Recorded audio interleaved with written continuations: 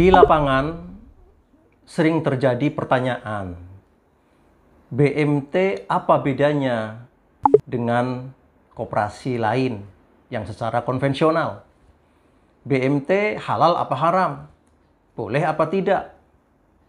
Ini perlu dijawab oleh kita semuanya sebagai penggerak aktivitas ekonomi syariah. Oleh sebab itu perlu diklasifikasi BMT mana yang masuk kategori BMT haram dipraktikkan dan BMT mana yang memang halal dipraktikkan. Itu tergantung bagaimana cara pengelolaan. Oleh sebab itu, saudaraku, kalau kita melihat tentang tujuan awal berdirinya BMT, itu sama dengan tujuan awal berdirinya koperasi. Hanya saja BMT ini koperasi yang dikelola dengan sistem syariah. Itu dulu yang harus kita ketahui. Nah, kalau kemudian BMT dipraktikkan sebagai lembaga pinjam-meminjam, pastikan itu haram. Dimanapun kalau ada BMT, dipraktikkan sebagai lembaga keuangan yang hanya seputar pinjam-meminjam, pastikan itu haram. Ini penting, secara tegas saya katakan. Nah, lalu bagaimana yang tidak haram? Yang tidak haram harus sesuai dengan koridor, sesuai dengan prosedur, sesuai dengan undang-undang, dengan aturan. Sudah banyak aturan tentang BMT. Permen KOP dan sebagainya itu sudah banyak sekali. Nah, tinggal bagaimana kita kembali ke sana. Nah, satu hal yang perlu saya sampaikan agar supaya kriterianya jelas. Karena kehadiran BMT adalah sebagai solusi ekonomi umat di kalangan mikro kita. Oleh sebab itu, tujuan BMT adalah bagaimana mensejahterakan masyarakat di tingkat bawah melalui sistem kerjasama. Itu yang sangat penting. Nah, kalau BMT sendiri tidak melakukan tujuan itu untuk kerjasama antar masyarakat di kelas menengah ke bawah, keliru. Nah, kalau sudah keliru, pastikan bisa haram. Nah, sehingga BMT itu hadir mengajak masyarakat, ayo kita kembangkan ekonomi kita. Karena BMT memang menjadi lembaga sohibul mal, lembaga kapital. Sedangkan masyarakat ajak sebagai mudharibnya, sebagai pelaksana kerjanya. Nanti bagaimana? Ada ikatan transaksi kerjasama yang baik. Itu dulu yang harus tanamkan. Kemudian yang kedua adalah jangan salah paham terhadap BMT. Kesalahpahaman tadi membuat BMT jadi haram. Karena apa? BMT dipandang sebagai lembaga simpan pinjam. Itu keliru. Disinilah keharamannya. Pandanglah BMT sebagai mitra kerjasama bisnis ekonomi mikro. Itu penting. Nah, kemudian hal-hal yang lain yang mengakibatkan BMT jadi haram adalah khusus bagi pengelola ya, kurang memahami eksistensi produk-produk akad. Ini sering saya sampaikan dalam berbagai kesempatan bahwa para pengelola banyak yang tidak memahami esensi produk-produk akad. Mana yang masuk kategori jual beli, mana yang masuk kategori kerjasama, mana yang masuk kategori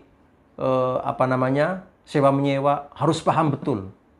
Sehingga nanti ketika nasabah datang, anggota datang untuk pembiayaan ke BMT, maka dengan cekatan CS-nya, pihak BMT-nya bisa mengklasifikasi, oh Bapak masuk akad kategori jual beli, oh Bapak masuk kategori trust investment, atau katakanlah kerjasama, oh Bapak masuk kategori sewa menyewa. Tanpa memahami ini, BMT menjadi haram nanti prakteknya. Karena apa? Akan diakumulasi dalam bentuk utang piutang. Semuanya akan dianggap utang piutang. Anggota datang, nasabah datang, Anda akan menghutang. Akan menghutang uang ke kami. Itu keliru besar.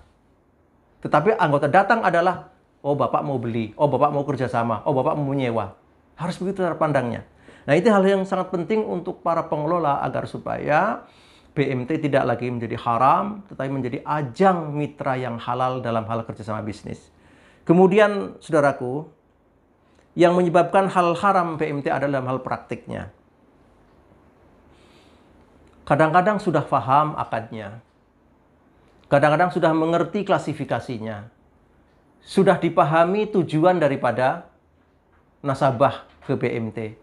Tetapi sekali lagi dalam hal praktik memang akan diuji pada tingkat kejujurannya. Nah, kadang-kadang anggota yang mengajak BMT untuk kerjasama di bidang investasi, padahal karakter investasi itu adalah untung rugi ditanggung bersama. Nah, ketika suatu usaha terjadi kerugian secara alamiah, kadang-kadang BMT juga tidak mau menanggung kerugian. Nah, ini kan kerepotan. Disinilah ketidakkonsekuensian daripada BMT untuk menanggung itu. Tergantung akadnya. Kalau akadnya adalah al-bai', tentu akan berakhir dengan utang piutang. Tetapi kalau akadnya akad kerjasama, akan berakhir nasib. Nasib baik, sama-sama untung. Nasib buruk, ya tentu ditanggung bersama-sama. Nah, kadang-kadang disinilah kurang konsekuensinya daripada pengelolaan BMT. Sehingga maunya menang sendiri.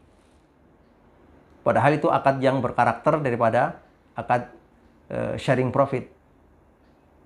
Hal-hal yang semacam ini harus dipahami oleh seluruh para pengelola dan juga nasabah. Sehingga dalam mempraktikkan BMT tidak lagi terjebak dalam keharaman. Tetapi bagaimana kita harus mengupayakan ada perubahan yang mendasar. BMT kita rubah dari tingkat haram praktiknya menjadi yang halal. Syaratnya apa? Memahami tujuan pengelolaan dan pendiriannya. Dengan demikian BMT akan menjadi semakin baik, menjadi mitra umat kita. Untuk apa? Meningkatkan ekonomi mikro kaum muslimin khususnya. Demikian.